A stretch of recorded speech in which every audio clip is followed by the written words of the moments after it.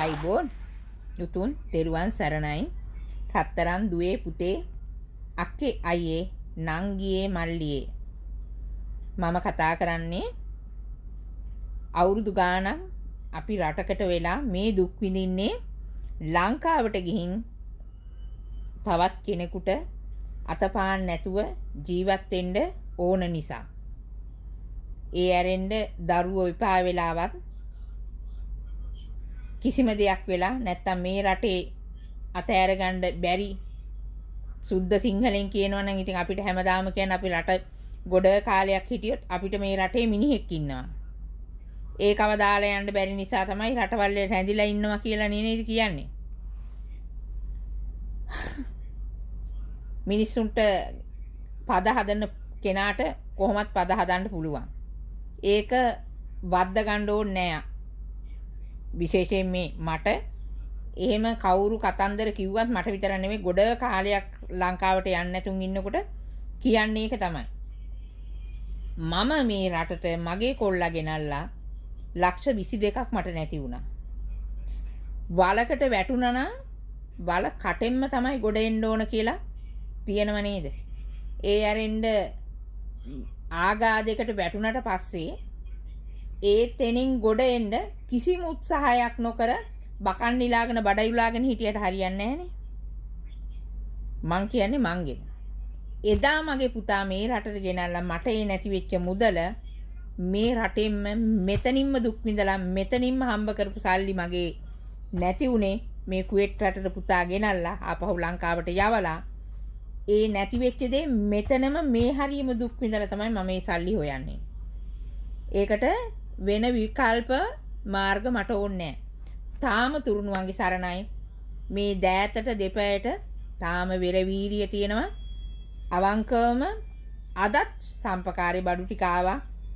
මගේ අම්මා බුදුන් දැක නිවන් දකින්න හිසේ සිට දෙපතුල් දක්වා ශක්තිය ධෛර්යය දුන්න අදත් මේ උර හිසෙන් තමයි කිලෝ 50 සුපුරුදු විදිහට ගෙදරට කරගහගෙන ආවේ හාල් ගෝනියෙන් පටන් තාමත් ගෑස් සිලින්ඩර් එහෙම කිසිම අබල දුබල කමක් නැහැ. හොඳට හයිය තියෙනවා.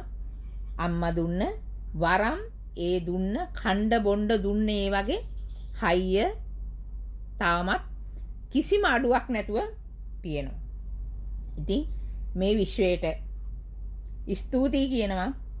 ඒත් එක්ක බොහොම සැහැල්ලුවෙන් සතුටින් මම ඔයාලත් එක්ක කතා කරන්නේ. මෙන්න මේ දේ කතා කරන්න ඕන කියලා හිතුණා. උඩ බලාගෙන කෙල ගහන්න එපා වැටෙන්නේ Tamange මූණට. මම මේ රටට ඇවිල්ලා මම මගේ ජීවිතේ ප්‍රශ්න ගොඩාක් විසඳගත්තා. මට කියලා කිසිම දෙයක් වාහනයක් නැතුව ආවා වුණා. මම ලංකාවට යනකොට මට කියලා හැම දෙයක්ම ගොඩාක් දේවල් මම මගේ ජීවිතේ කරගෙන තියෙන්නේ.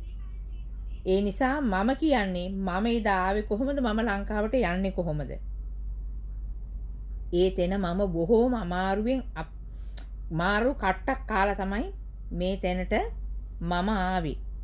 ඉතින් මම කියන්නේ මොකද්ද?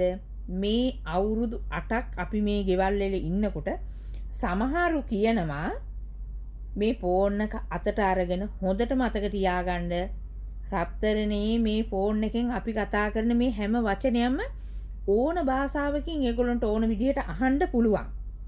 එතකොට අපි මේ කටින් මොනවාද කියන්නේ? පහුගිය කාලේ සෞදියේ නේද? සෞදියේ මතකද අපේ ටැමිල් කෙල්ලෙක්ව ධම්මලා කිව්වා ඔබ කෑමට මේවා දාලා දුන්නා නේද? ඔබ බිම පිහදාවේ මුත්‍රා දාලා නේද? කියලා මහා ආందోලනාත්මක විදිහට මහා වපුරවුවා නේද? නමුත් ඒ අහිංසක කෙල්ලේ ඒ දේ කරලා නෙමෙයි. ඒ ෆැමිලි එකේ ඉඳගෙන ෆෝන් එක අතේ තියන සැරවැර කළා මෙහෙම කියපන් කියලා තරවටු කරලා මේවා කරා. අන්න ඒ කාලේ අපි මේ ගේ ඇතුලේ ඒ ප්‍රශ්නේ මාර විදියට බැටකයවා. තේරුණාද? වීඩියෝ එකක් දානකොට කතා කරනකොට කට තිබ්බ පල්ලියට දොඩවන්න එපා. ඔයාලා කියන්නේ අපි ගේ මොබ් කරාට පස්සේ කෑ ගහනවා මුත්‍රා ගඳයි කියලා. මේ මම කතා කරන්නේ මේ මම වින්ද අත්දැකීම් මෙතනදී. කණ්ඩ ගියාම අහනවා අපෙන්. එතකොට මම කිව්වා තිරිසන් කතා කියන්න එන්න එපා. කතා කරන්න ඕන විදිහට කතා කරා. ලංකාවේ අපි ඒ වගේ තිරිසන්නු නෙමෙයි කියලා. පස්සේ ඒක දෙවෙනි වතාවට එම්බසිය හරහා ඉඳලා ගියා නේද? කතන්දර ගියානේ. ඒ නිසා පින් සිද්ධ වෙයි. අපි මේකේ රස්සාව කරගෙන ගියාගෙන් පස්සේ අපි නැගිට්ටාම නම් අපෙන් පස්සේ මේ රටකට ඇවිල්ලා උනුත් අපි වගේම ආදරණීය අපේ ලංකාවේ හෝ වේවා වෙනත් රටක හෝ වේවා මේ කතා කරන මට මේ වීඩියෝ බලන රට එන්න ඉන්නේ උන්ට ප්‍රශ්න තියෙන නිසා එන්නේ.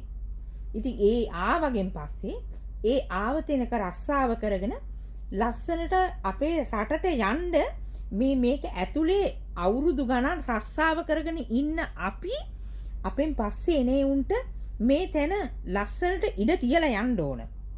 නැවත අපෙන් පස්සේ අපේ එන කෙනෙකුට මේ රටකට ඇවිල්ලා වැඩ කරන්න ඉඩ තියලා යන්න. බොරු දේවල් කියන්න එපා. ලංකාවේ කිසිම ගෑණියෙක් කොයිම වෙලාවකවත් මේ මුත්‍රා කරලා කණ්ඩ බොණ්ඩ දෙන්න තරම් පහත් තත්ත්වයට වැටලා නැහැ. මුත්‍රා දාගෙන පිහදන්න තරම් පහත් තත්ත්වයට වැටිලා නැහැ. බහුභූත කෙම්මෝ නැහැ. රෙද්ද කෙම්පෙම එහෙම කිසිම කෙනෙක් කරයි කියලා මම හිතන්නේ නැහැ. ඒ නිසා යමක් වීඩියෝ එකක් දානකොට කතා කරනකොට මතක තියාගන්න මම අබල දුබලයි මට දැන් බෑ මම ලංකාවට යනවා. මම මගේ වැඩේ කරගත්තා මම යනවා. මම ගොඩාක් මීට කලින් තරුණ වයසෙන් හයිය හත්ති ඇතුව මේ රටට ඇවිල්ලා ලංකාවේදී මේ දැන් වයසට ගිහින් අපි ලංකාවට යනකොට අපි මීට වැඩිය ගොඩක් තරුණ කාලේ මේ රටකට ඇවිල්ලා අපි හම්බ කරපු වගේ අපේ ලංකාවෙන් ගොඩ ගියා නම් එහෙනම් ලංකාවේ අපි වගේම තරුණ එන්න ඒ ප්‍රශ්න තියෙන උන්ට එන්න මෙතනට ඉඩ තියන්න. ඒ ඇරෙන්න අපේ ලංකාවේ උන්ට මේ ෆෝන් එකක් අරගෙන ෆෝන් එකේ වීඩියෝ දාගෙන කාගෙට හුරේ කියනකොට අප්පොඩි ගහන්න යන්න එපා. ඒ නිසා බොහෝම කරුණාවෙන් ඉල්ලනවා ලංකාවේ නෙමෙයි කොයි රටේ හරි මම හිතන්නේ අපිට පුළුවන්ද මේ ගෙවල් වලට ඇවිල්ලා මාමලා බාවලාව අපිට ඕනි විදිහට නම්ම ගන්න පුළුවන්ද? නෑ අපි ආවි ජොබ් එකට.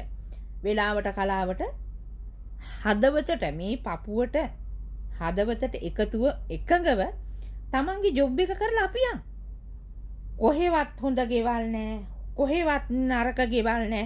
තමන් ආවතේන ගෙවල් හදාගන්න දැනගන්න එහෙම එකක් මම හිතන්නේ. එහෙම දේවල් අපිට කරන්න පුළුවන්ද? ලංකාවේ ඉන්න දරුවෝ ටික හරියට හදාගන්න බැරි අම්මලාට පුළුවන්ද රට ඇවිල්ලා මේ රටවල් වල ඉන්න මාමලා බාබලා හදන්න අපිට පුළුවන්ද? අපිට ඕන විදිහට කන්ට්‍රෝල් කරන්න පුළුවන්ද?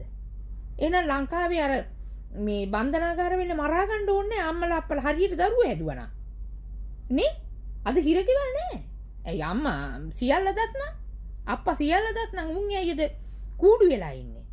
ඒ නිසා ලංකාවේ ඒව හදන්න බැරිකුට අපිට ඇවිල්ලා පුළුවන් මේ පිටරටවල් වල ඒව හදන්න යන්න. නෑ. අපිට තියෙන්නේ අපි ආවේ ජොබ් එකකට. අපෙන් පස්සේ එන එකකට මේවට ඇවිල්ලා ජීවිතේ ඔළුව උස්සගන්න මෙන්න වැන්දා ඉඩ තියන්න.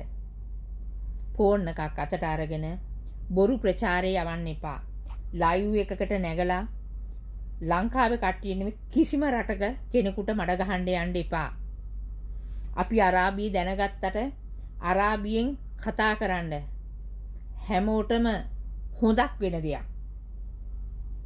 ඒ ඇරෙන්න මඩ ගහන්න එපා කිසිම රටක. ඔයාට තියෙන මේ මට තියෙන ප්‍රශ්නම තමයි මේ හැම රටකම ඉන්නේ ගෑණියෙක් හෝ මිනිහෙක් හෝ මේ රටකට ඉන්නේ වැඩ කරන්න. ඉතින් ඒ නිසා අරක දාලා දුන්නා මේක දාලා දුන්නා මේක පිහදවුවා. ඒවා අපිට අදාළ දේවල් නෙවෙයි. ඔයාලා හිතන්නේ මේ වගේ දේවල් දැක්කොත් ටෙලි නාට්‍යයක් දැක්කා. එච්චරයි. ඊයරෙන්ද මේ වීඩියෝ වලට වඳින්නම් හැම රටකම උන්ට ප්‍රශ්න තියෙන හින්දා එන්නේ මඩ ගහන්න එපා. මඩ ගහන්න එපා. අපේ ලංකාවේ කියන තැන කාබාසිනී කරන්න එපා. ගොඩක් ආදරෙන් ඉල්ලන්නේ ෆෝන් එක අතට හම්බුණ පළියට කතා කරන්නේ මොනවාද කියලා